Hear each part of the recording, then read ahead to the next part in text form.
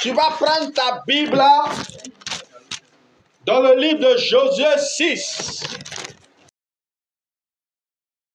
À partir du verset 1er, on va faire une lecture un peu longue. Et ensuite, on va parler. Tout le monde a son texte. Josué 6, verset 1er. Est-ce que je peux démarrer? Amen, je démarre. Jéricho était fermé et barricadé devant les enfants d'Israël. Personne ne sortait et personne n'entrait. L'Éternel dit à Josué, vois, je livre entre tes mains Jéricho et son roi, ses vaillants soldats. Faites le tour de la ville, vous tous, les hommes de guerre. Faites une fois le tour de la ville. Tu feras ainsi pendant 6 jours. 7 sacrificateurs porteront devant l'arche 7 trompettes retentissantes. Le 7e jour, vous ferez 7 tours, 7 fois le tour de la ville. Et les sacrificateurs sonneront des trompettes. Quand ils sonneront de la horne retentissante, quand vous entendrez le son de la trompette, tout le peuple poussera de grands cris. Alors la muraille de la ville s'écroulera et le peuple montera, chacun devant soi. Josué, fils de Nun, appela les sacrificateurs et leur dit, portez l'arche de l'alliance et que 7 sacrificateurs portent 7 trompettes retentissantes devant l'arche de l'Éternel. Et il dit au peuple, marchez, faites le tour de la ville, et que les hommes armés passent devant l'arche de l'Éternel. Lorsque Josué eut parlé au peuple, les 7 sacrificateurs qui portaient devant l'Éternel les 7 trompettes retentissantes se mirent en marche et sonnèrent des trompettes. L'arche de l'alliance de l'Éternel allait derrière eux. Les hommes armés marchaient devant les sacrificateurs qui sonnaient des trompettes. Et l'arrière-garde suivait l'arche. Pendant la marche, on sonnait des trompettes. Josué avait donné ce ordre au peuple. Vous ne crierez point, vous ne pourrez point entendre votre voix. Et il ne sortira pas un mot de votre bouche jusqu'au jour où je vous dirai, poussez des cris, alors vous pousserez des cris. Les hommes armés marchaient devant eux. Et l'arrière-garde suivait l'arche de l'Éternel. Pendant la marche, on sonnait de trompettes. Il fit une fois le tour de la ville. Le second jour, puis il retournait dans le camp. Il fit de même pendant 6 jours. Le 7e jour, il se levait de bon matin, dès l'aurore, et il fit de la même manière 7 fois le tour de la ville. Ce fut le seul jour où il fit 7 fois le tour de la ville. À la 7e fois, comme les sacrificateurs sonnaient des trompettes, Josué dit au peuple, poussez des cris, car l'Éternel vous a livré la ville. Le peuple poussa des cris, et les sacrificateurs sonnaient des trompettes. Lorsque le peuple entendit le son de la trompette, il poussa des grands cris, et la muraille s'écroula. Le peuple monta dans la ville, chacun devant soi, il s'emparait de la ville. Amen. Amen. Alléluia. Amen. Et c'est quelqu'un à lui peut-être n'a rien compris. Tu entends sacrificateur, trompette, alléluia. Amen. J'ai fait exprès pour lire ça long, pour que tu puisses comprendre ce que je vais dire. Vous voyez, c'est là il y a basé tout le message. Amen. Amen. Voilà, le thème c'est conquérir les territoires par l'onction. Alléluia. Amen. Dis à ton voisin, conquérir les territoires par l'onction. Voilà, je vais commencer le message, sois disposé. Le thème, comme j'ai dit, c'est conquérir les territoires par l'onction. Vous savez, lorsqu'on parle du mot conquérir, dans le mot conquérir, c'est le fait de s'emparer de quelque chose par la force. Conquérir, c'est aller prendre quelque chose par la force. Et dans le mot conquérir, il y a le mot conquête qui apparaît. La conquête, c'est lorsque on s'en va se rendre maître d'un territoire avec les armes. Et dans le monde naturel, lorsque les gens viennent occuper un territoire, ils viennent avec des calaches, ils viennent avec des bombes, des lance-roquettes, parce qu'ils veulent occuper, assiéger un endroit et s'en emparer. Alléluia. Mais lorsque nous, dans le royaume de Dieu, nous voulons nous emparer des choses, nous ne prenons pas des kalachnikovs, on ne prend pas de bombes atomiques, mais on prend l'onction. Parce que l'onction est une arme puissante qui a la capacité de bouleverser tout sur notre chemin. L'onction peut opérer dans le domaine spirituel comme dans le domaine naturel. L'onction est une arme plus puissante que les bombes atomiques. Alléluia. Et celui qui utilise l'onction peut se rendre maître aussi de certains territoires. Ici, on voit Josué. Dieu lui donne un ordre. Il dit, tu iras prendre Jéricho. Or, on dit Jéricho avait un problème. C'est que Jéricho était barricadé. Il y avait de puissantes murailles et personne ne pouvait se rendre maître de Jéricho à cause de la muraille. Donc, on dirait que c'est une mission impossible. Parce qu'au temps de Josué, il n'y avait pas de bombe atomique. Il n'y avait pas de lance-roquettes. Il allait détruire la muraille avec quoi? C'est pourquoi lorsque Dieu l'envoie, il suit l'instruction de Dieu. Il ne compte pas sur sa force, mais il compte sur quoi? La puissance de Dieu. Et lorsqu'il va, la Bible nous dit qu'il va tourner 7 fois autour de la muraille de Jéricho. Et après avoir fini de tourner, ils vont pousser un cri et la muraille va tomber. Alléluia. Amen. Là où tes efforts n'ont pas pu, l'onction peut te rendre maître de la chose. Amen. Là où ton intelligence n'a pas pu, l'onction peut te rendre maître de la chose. Là où tes relations n'ont pas pu, l'onction peut te rendre maître de la chose. Alléluia. L'onction peut te donner des choses auxquelles tu aspires. L'onction doit t'animer afin que tu puisses posséder ce que Dieu veut te donner comme héritage. Alléluia. Amen. Nous marchons par l'onction. C'est pourquoi la Bible dit, tout lieu où la plante de tes pieds foulera, tu le posséderas. Tu ne peux posséder un territoire sans la puissance de Dieu. Tu ne peux posséder une grâce sans la puissance de Dieu. Tu ne peux posséder une faveur sans la puissance de Dieu. Ton territoire pour toi, peut-être que c'est ton mariage. Ton territoire pour toi, peut-être que c'est ton travail. Ton territoire pour toi, peut-être que c'est ton appartement. Ton territoire pour toi, peut-être que c'est une affaire auquel tu aspires. Alléluia. Et tu dois posséder la chose par la puissance de Dieu. La Bible dit que ça ne sera ni par notre force, ni par notre puissance, mais par l'Esprit Saint. Or, vous savez que c'est le Saint-Esprit qui manifeste la puissance de Dieu. Donc, celui qui a reçu Jésus comme Seigneur Sauveur a la capacité de voir la puissance de Dieu se manifester au travers de sa vie. Amen. Tu dois marcher par l'Esprit en cette année. Tu dois marcher dirigé par l'Esprit. Car ce qui a permis à Josué et au peuple d'Israël de se rendre maître du territoire de Jéricho, c'est la direction qu'ils écoutaient de la bouche de Dieu. Lorsque tu veux que tes cris aient de la puissance, tu dois t'associer au Saint-Esprit. La Bible dit que c'est quand ils sont arrivés devant la muraille qu'ils ont poussé un cri. Et c'est le cri qui a fait tomber la muraille de Jéricho. En vérité, aucun cri ne peut faire tomber un mur. Ta voix là, est-ce que ça peut faire tomber un mur? Non. Donc, il y a quelque chose qui doit accompagner ta parole. C'est pourquoi cette année, tu dois prier dans l'onction.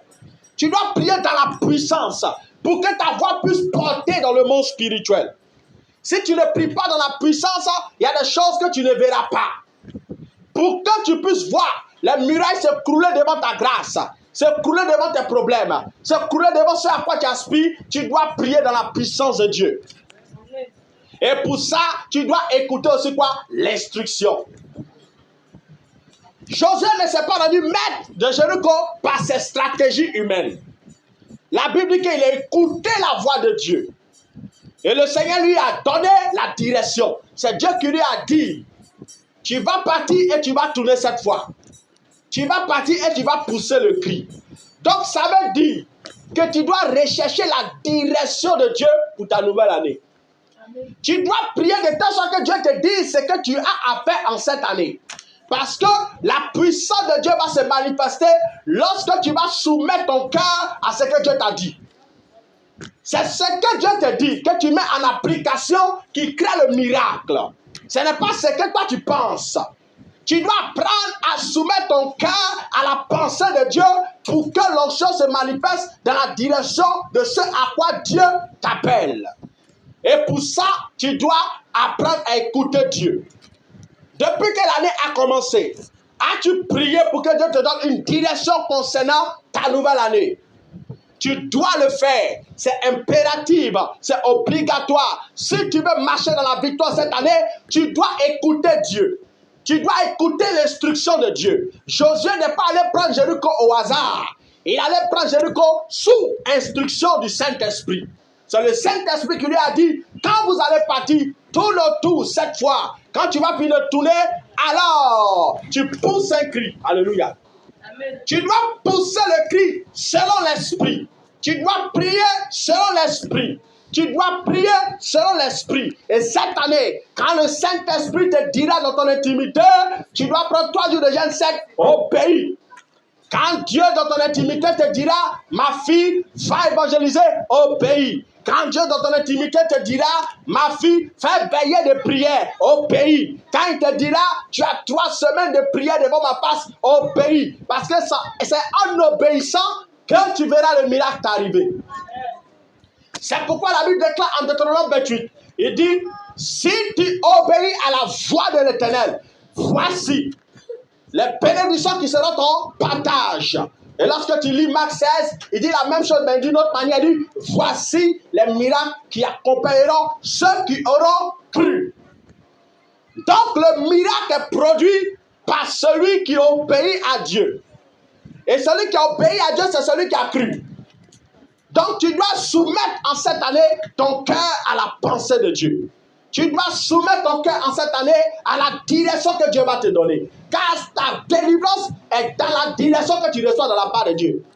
Si tu n'écoutes pas, tu échoueras comme les autres années. Si tu n'obéis pas, tu échoueras comme les autres années. Alléluia. Lorsque Dieu veut donner la multiplication, l'abondance à son peuple, il leur donne toujours une parole. C'est pourquoi quand tu lis la Bible dans le livre de Luc 5, la Bible nous parle là-bas de Pierre. Pierre a péché durant toute la nuit et il n'a rien récolté. Il se pourrait que toi aussi tu as fait beaucoup d'efforts, tu n'as rien récolté. L'année passée, tu t'es soucié à vouloir régler tes problèmes par ta propre force, ça n'a pas marché. Mais en cette année, tu dois écouter la direction de Dieu. Car la Bible déclare que lorsque il a dit à Pierre, va et jette ton filet, la Bible dit que Pierre a dit, sur ta parole, je jette mon filet. Et en cette année, tu dois jeter tes projets sur la parole de Dieu. Tu dois jeter tes affaires sur la parole de Dieu. Tu dois jeter ton foyer sur la parole de Dieu. Tu dois jeter tout ce que tu feras sur la parole de Dieu. Car c'est la parole qui produit le miracle. Amen. Ton obéissance à la parole que Dieu te donne te permettra de vivre ce à quoi tu aspires et ce que Dieu a préparé pour toi. La Bible dit qu'il a formé pour nous des projets de paix et non de malheur. Et Dieu souhaite que tu vives sa gloire. Et pour vivre sa gloire, tu as besoin d'écouter la voix de Dieu. Tu dois écouter la pensée que Dieu te donnera. Josué a obéi. Alléluia. Et tu dois obéir. Et en cette année, nous allons démarrer cette année dans la prière et dans le jeûne. Ah oui. Lorsque tu lis le texte de Josué qu'on a lu, on dit Josué, Dieu lui a dit, voici ce que tu vas faire. Et Josué allait transmettre le message au peuple. Et les a dit, voici ce que Dieu m'a dit, on n'a qu'à faire. C'est pourquoi vous voyez des gens qui disaient, 7 sacrificateurs, trompettes, sacrificateurs. C'est Josué qui avait donné l'ordre au peuple de se soumettre à ce que Dieu a dit. Parce que Dieu les avait donné un ordre. L'ordre, c'était qu'ils devaient obéir à ce que Dieu a dit et se mettre à faire ce que Dieu les a dit de faire. Et cette année, Dieu peut te parler de beaucoup de manières. Il peut te parler même par ton pasteur. Oui, pendant que tu viendras à l'église, tu peux entendre une prédication qui va te toucher. Dieu peut te parler comme ça par ton pasteur. Dieu peut te parler aussi cette année par ton intimité. Lorsque tu seras dans la présence de Dieu, en train de prier, tu peux entendre la voix de Dieu. Dieu peut te parler aussi lorsque tu vas te lire la Bible. Ce que tu vas entendre de la part de Dieu, tu dois le faire. C'est en le faisant que tu verras quoi? Le miracle. Il n'y a rien qui est produit par le hasard. Tout est produit dans le surnaturel par le Saint-Esprit, mais quand nous soumettons notre cœur à la volonté de Dieu. C'est pourquoi en cette année, nous allons commencer l'année en priant et en jeûnant. Alléluia. Amen. Les années passées, on n'a pas fait ce genre de choses. Et cette année, on doit le faire parce que c'est une direction de la part de Dieu.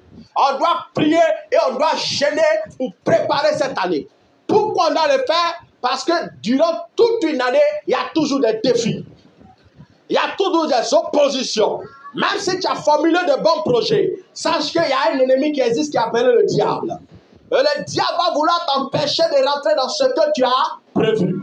Et dans ce que Dieu a prévu. Satan va vouloir s'opposer à tes projets. Il va vouloir s'opposer à ton mariage. Il va vouloir s'opposer à tes défis. Et tu dois prendre l'onction dans la prière, dans le jeûne, pour pouvoir riposter aux œuvres du diable.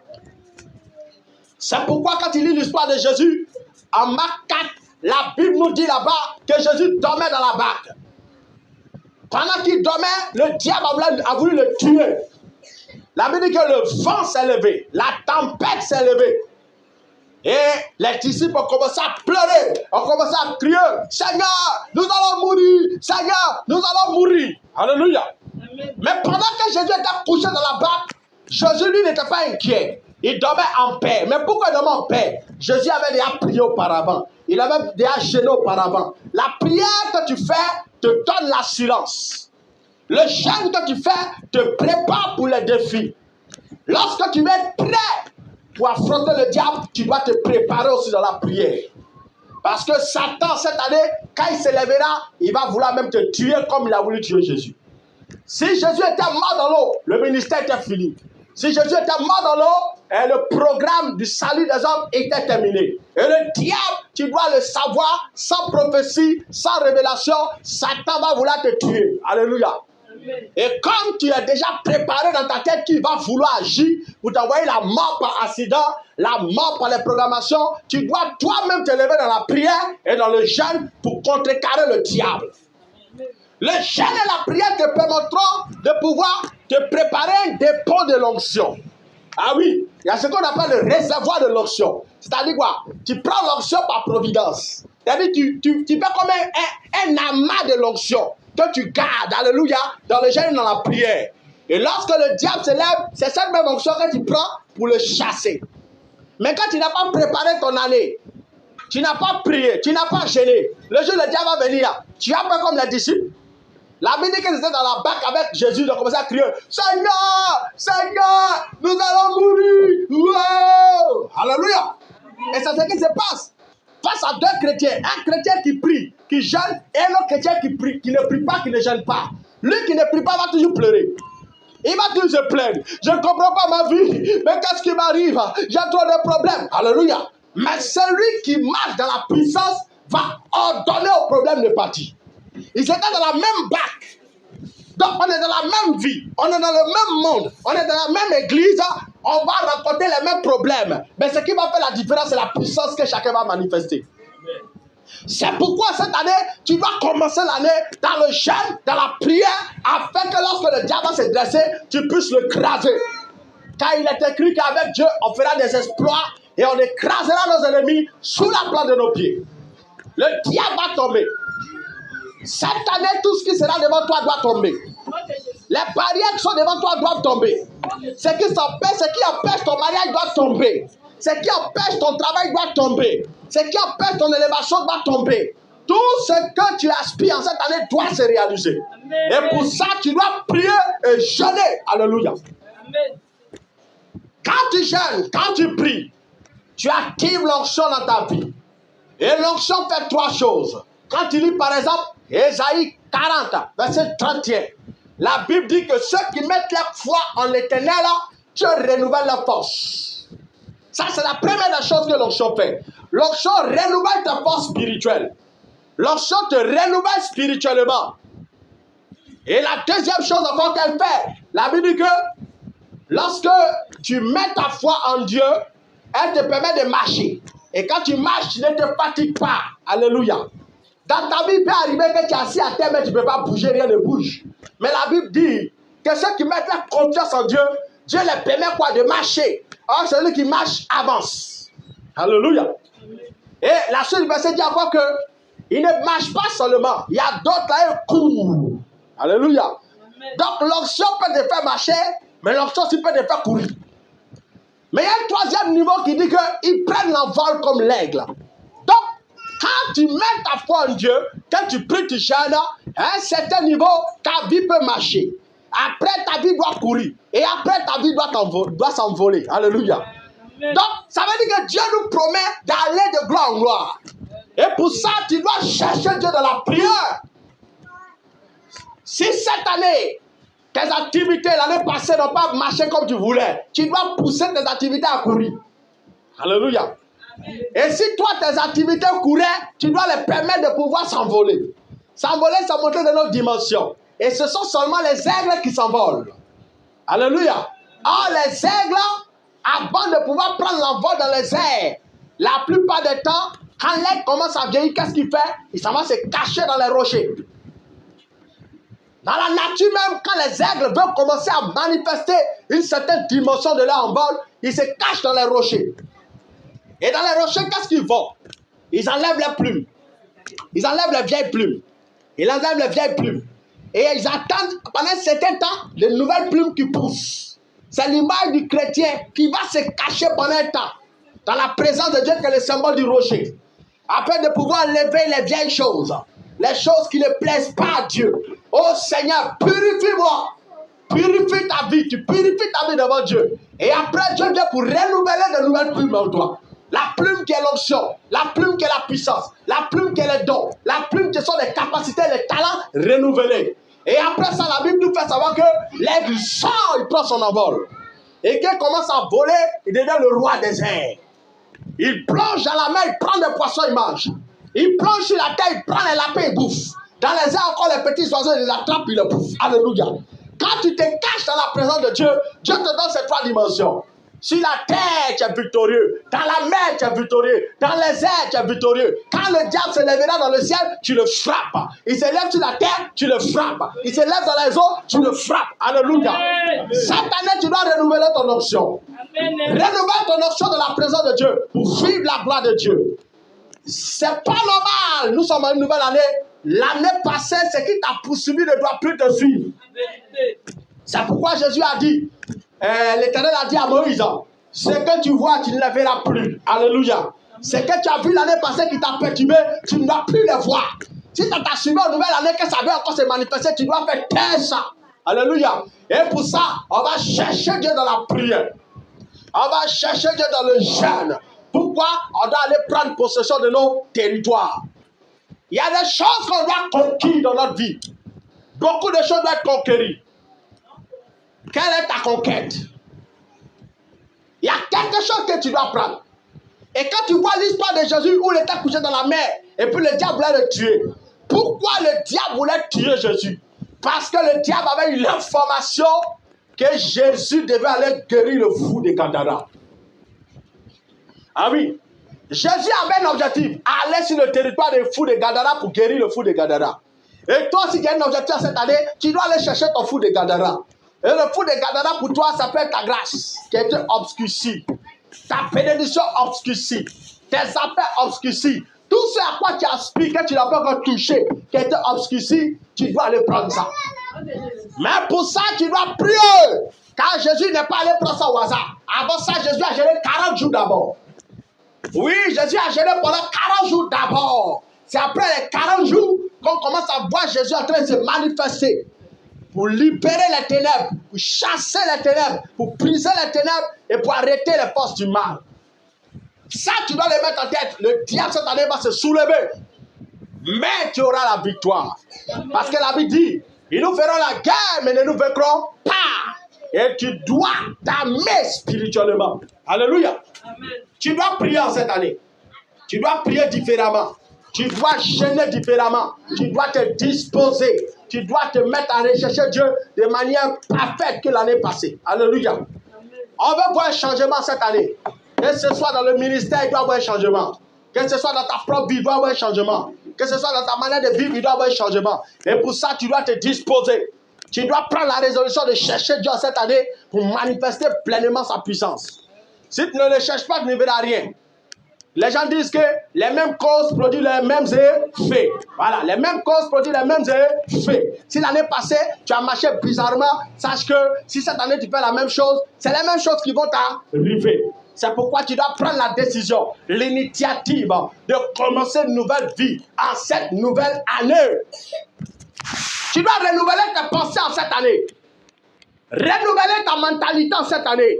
Renouveler ta mentalité cette année. Tu dois changer de position en cette nouvelle année. Tu dois commencer à faire de nouvelles choses en Dieu. Alléluia. Pour que Dieu se manifeste. Et surtout, j'insiste, obéis à Dieu dans le secret. Amen. Obéis, ma soeur. On peut se retrouver ici, prier. Mais dans le secret, toi, tu sais peut-être ce que Dieu t'a dit. Ce que Dieu attend de toi. Si tu ne le fais pas, tu seras te prier beaucoup, rien ne va se passer. Amen. Tu dois obéir à ce que Dieu va te dire dans le secret. Tu dois obéir, alléluia. C'est l'obéissance qui produit le miracle. La Bible déclare que l'obéissance vaut mieux que les sacrifices. Et toi, même si tu fais des sacrifices dans la prière, dans le jeûne, dans l'évangélisation, tu dois obéir à ce que Dieu te dit précisément. Amen. Voilà. Je vais m'arrêter là et on va prier. Alléluia. Amen. Tu vas prier, tu vas demander à Dieu de te donner la force de marcher pleinement selon son plan en cette nouvelle année. Amen. Amen.